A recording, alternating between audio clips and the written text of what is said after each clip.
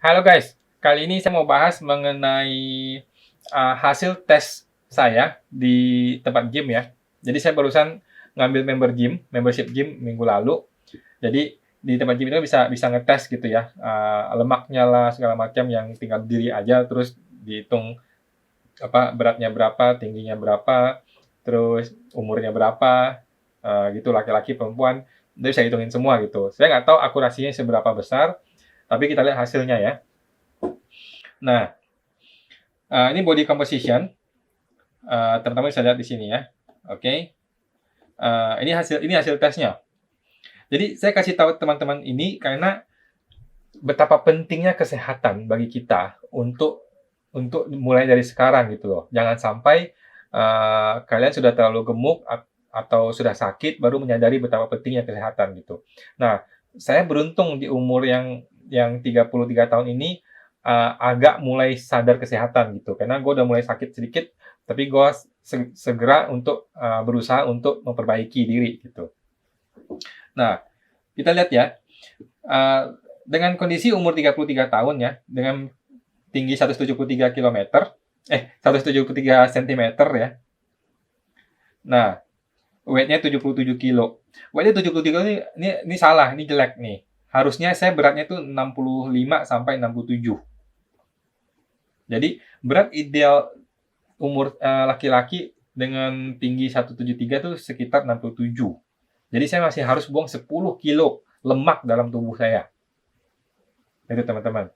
Apa benar? Jadi teman-teman mungkin melihat badan saya ini nggak jarak amat, nggak kelihatan gendut-gendut amat karena saya tinggi gitu, cukup berotot gitu. Tapi sebenarnya kita lihat nanti ya. Nah, masa masa lemaknya jelek nih 17 kilo jelek. Terus FFM nggak tahu, muscle mass bagus. Jadi saya punya muscle bagus. Jadi otot saya cukup bagus nih, 56,3 ini boleh dibilang katanya sih bagus ya. Cukup bagus lah. Di atas 50 kilo udah bagus gitu.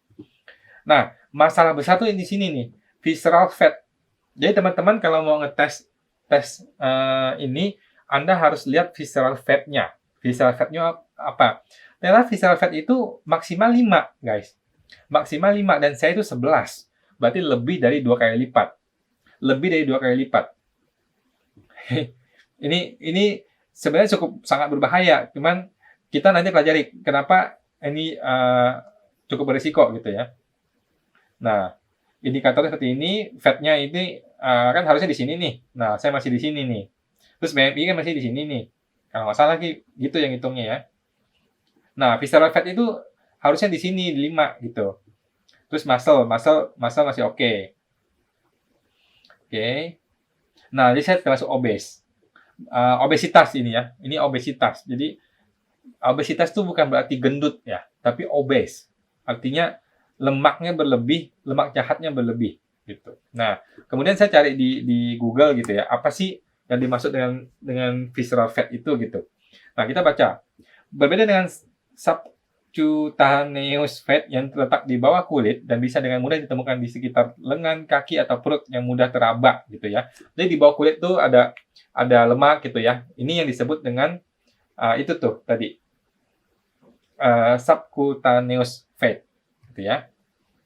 Oke.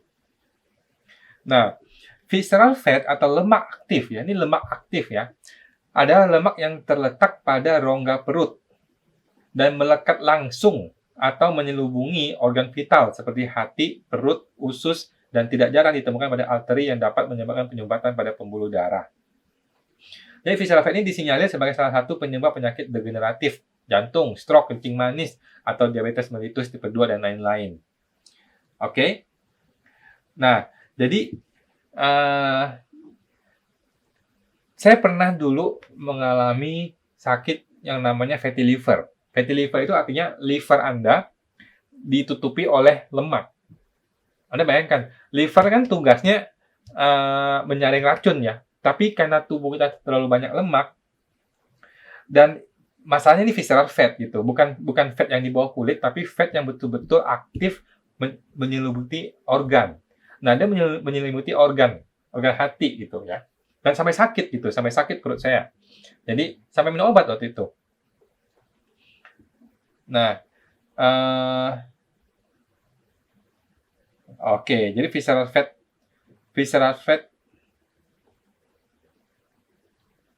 Oke, jadi seperti itu. Jadi buat teman-teman mesti betul-betul menyadari bahwa kesehatan itu sangat-sangat penting kita jaga. Oleh karena itu, saya sekarang udah mulai berusaha untuk makan tuh kurangin goreng-gorengan. Kalau goreng pun saya hanya menggoreng dengan minyak yang bagus ya. Saya menggunakan minyak olive oil gitu. Emang mahal, tapi kan kita nggak goreng banyak-banyak. Saya paling goreng telur gitu. Uh, Terus saya berusaha untuk masak itu di pakai air gitu, bukan pakai minyak ya. Bukan digoreng betul-betul pakai minyak gitu loh. Karena minyaknya mahal. Nah, jadi teman-teman perlu tahu bahwa bahwa orang yang tampak sehat belum tentu sepenuhnya sehat gitu loh.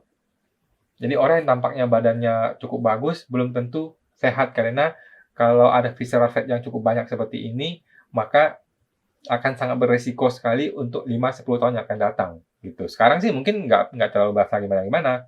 Karena saya juga olahraga kan, saya olahraga. Nggak terlalu sakit-sakit gimana, nggak ada rasa gimana-gimana.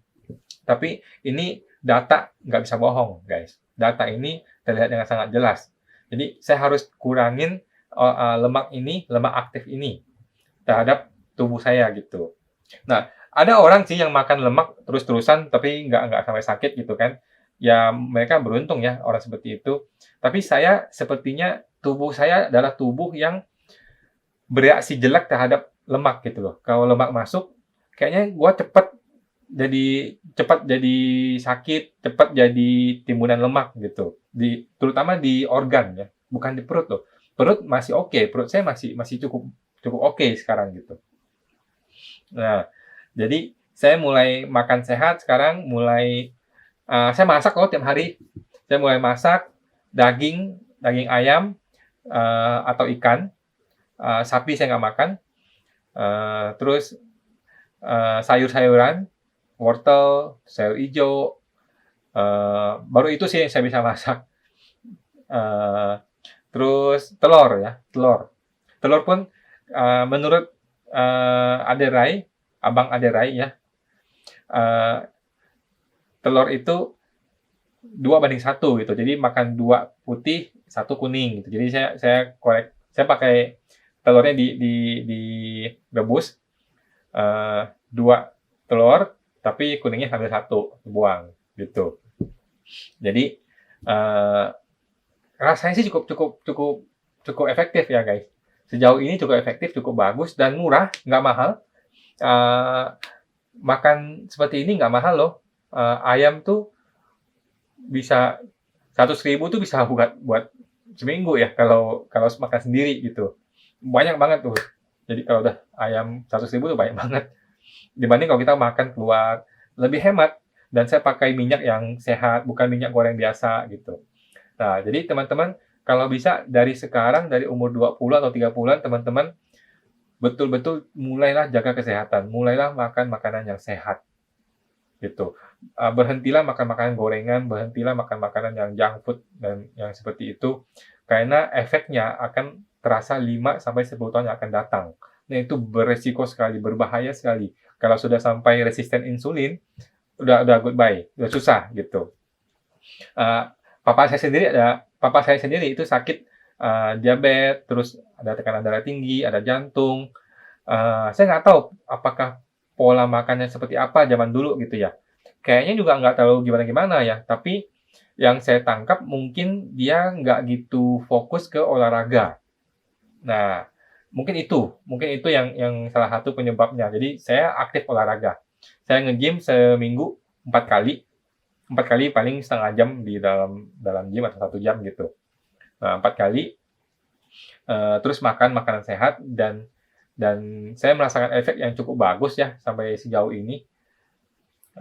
Kita lihat mudah-mudahan beberapa waktu yang akan datang, mudah-mudahan bisa lebih baik ukuran ini. Karena ini visceral fat sangat berbahaya sekali. Teman-teman mesti betul-betul sadari, kalau bisa tes sendiri, lihat bagaimana visceral fat-nya. Karena ini akan memberikan efek beberapa tahun yang akan datang dan kalau sudah sakit udah nggak bisa. Jadi menurut Bapak atau Abang Aderai, kita harus punya kemandirian kesehatan gitu. Jangan menyalahkan orang lain kalau kita sampai sakit. Salahkan diri sendiri karena makanan yang kita masukkan itu buruk gitu loh. Jadi diri kita adalah apa yang kita makan. It's totally true gitu. 100% diri kita adalah apa yang kita makan. Gitu guys. Jadi kalau bisa teman-teman mulai dari sekarang mulailah makan sehat. Apa yang dimasukkan ke dalam mulut itu sangat-sangat penting sekali. Oke, oke. Teman-teman kalau ada yang mau di-sharing, silahkan sharing di komentar. Dikasih tahu kalau ada pendapat dan sarannya. Oke, terima kasih.